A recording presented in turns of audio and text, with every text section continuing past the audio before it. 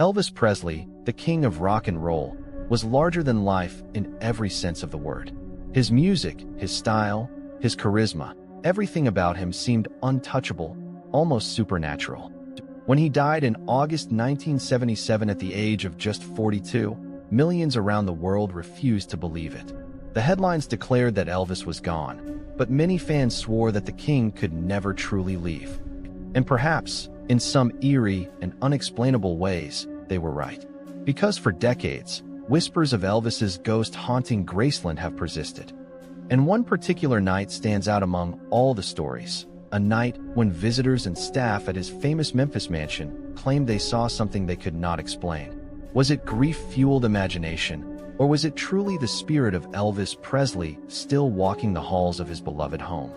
Tonight, we explore the chilling tale of the night Elvis's ghost was spotted at Graceland, unraveling the rumors, the eyewitness accounts, and the mystery of why the king might still linger in the place he cherished most. Before diving into the ghostly encounter, it's important to understand what Graceland meant to Elvis.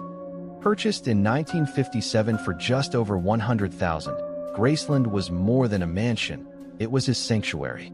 Behind its iconic gates, Elvis could escape the overwhelming pressures of fame and create a private world filled with family, friends, and music.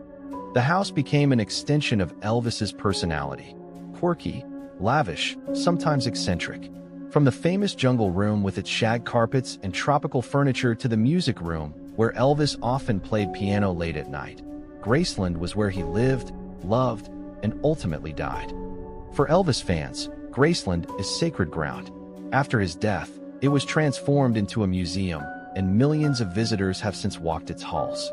But alongside the velvet ropes, the memorabilia, and the carefully preserved rooms, many have reported something else. A sense of presence, as if Elvis himself is still there. In the years immediately following Elvis's death, rumors began to swirl. Some fans claimed they saw his reflection in mirrors or windows. Others swore they heard footsteps or faint strains of piano music when the house was otherwise silent. The Presley family, of course, denied such claims. To them, Graceland was a memorial, not a haunted house. But as time went on, the stories multiplied. Security guards who patrolled the property at night told strange tales. Doors that opened on their own, lights flickering without reason, and the unmistakable sound of someone walking upstairs.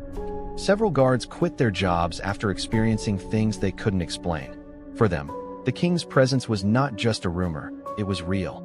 The most famous ghostly encounter at Graceland happened in the early 1980s, just a few years after Elvis's passing. Late one night, a small group of people, including staff and a handful of VIP guests, were given a private tour of the mansion. The atmosphere was quiet, almost reverent. Walking through Elvis's home after hours felt like stepping into a time capsule, and everyone was aware of the gravity of being in the place where the legend had lived and died. As the group moved through the house, one of the security guards froze. His eyes widened, and he raised his flashlight toward the staircase leading up to Elvis's private quarters, the area that remains off-limits to the public even today. For a split second, several people in the group claimed they saw it too, a figure standing at the top of the stairs. The figure was tall, with dark hair, wearing what appeared to be a white jumpsuit. Some gasped, others whispered. But before anyone could move, the figure faded into the shadows and was gone. The entire sighting lasted only moments, but it was enough to leave the group shaken. The guests later gave consistent accounts of what they saw, and the security guard swore he would never forget that night. That chilling incident wasn't the only strange occurrence. Over the years, visitors have reported cold spots throughout the mansion, particularly near the staircase and the music room. Some have claimed to hear piano keys being pressed in the dead of night, even though the room is locked and empty. One particularly eerie story comes from a Graceland employee who worked in the gift shop. Late one evening, as she was closing up, she said she heard a man humming. The voice was deep, familiar, and unmistakable. It sounded just like Elvis. She turned, expecting to find a coworker, but the room was empty. Even tourists walking outside Graceland's gates have reported glimpses of a man who looks remarkably like Elvis standing in the upstairs windows. Skeptics dismiss these stories as imagination fueled by fandom, but for those who experienced it, the encounters were undeniable. The question remains, if Elvis's spirit truly lingers at Graceland, why? Paranormal experts often suggest that spirits stay behind when they have unfinished business or when they are deeply attached to a particular place. For Elvis, Graceland was his heart and soul. It was where he shared meals with his family, where he laughed with friends, where he played music into the early morning hours. It was also the place where he tragically died in 1977. Some believe his spirit remains because he never truly wanted to leave. Others argue that the energy of millions of fans visiting year after year has kept his presence alive. In paranormal theory, places that receive strong emotional energy, whether joy or grief, can become hotspots for hauntings. Graceland is certainly one of those places. Of course, not everyone believes in the ghost stories. Critics argue that the sightings are the result of suggestion and the power of belief.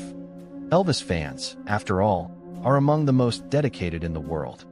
Walking through his home, surrounded by his belongings, emotions run high. It's easy to see how people might interpret shadows, reflections, or noises as evidence of his presence. Psychologists point out that grief often manifests in visions or feelings of connection with the deceased. For many fans, seeing Elvis's ghost might be more about their love for him than about actual paranormal activity. Whether you believe the ghost stories or not, there's no denying that Elvis's presence is still felt at Graceland. Tour guides often acknowledge the rumors with a smile, admitting that strange things do sometimes happen in the house. Fans who make the pilgrimage leave flowers, letters, and messages at his grave, speaking to him as if he's still listening. And maybe, in some way, he is. The night Elvis's ghost was spotted at Graceland remains one of the most famous celebrity haunting stories of all time. It adds another layer of mystery to the life of a man who was already larger than life, a man who changed music forever and whose impact is still felt today. Perhaps the real reason people believe Elvis still walks the halls of Graceland is because, in spirit, he never truly left us. His music continues to inspire, his image remains iconic, and his story still fascinates new generations.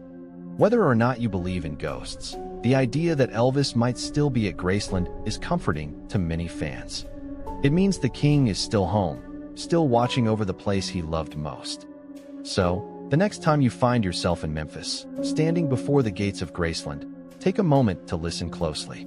Maybe you'll hear faint piano music drifting through the night air. Maybe you'll catch a glimpse of a shadow on the staircase. Or maybe, just maybe, you'll feel the presence of Elvis Presley himself, the king of rock and roll, still reigning from beyond the grave. Because as they say in the world of music and in the world of the paranormal, Elvis has never really left the building.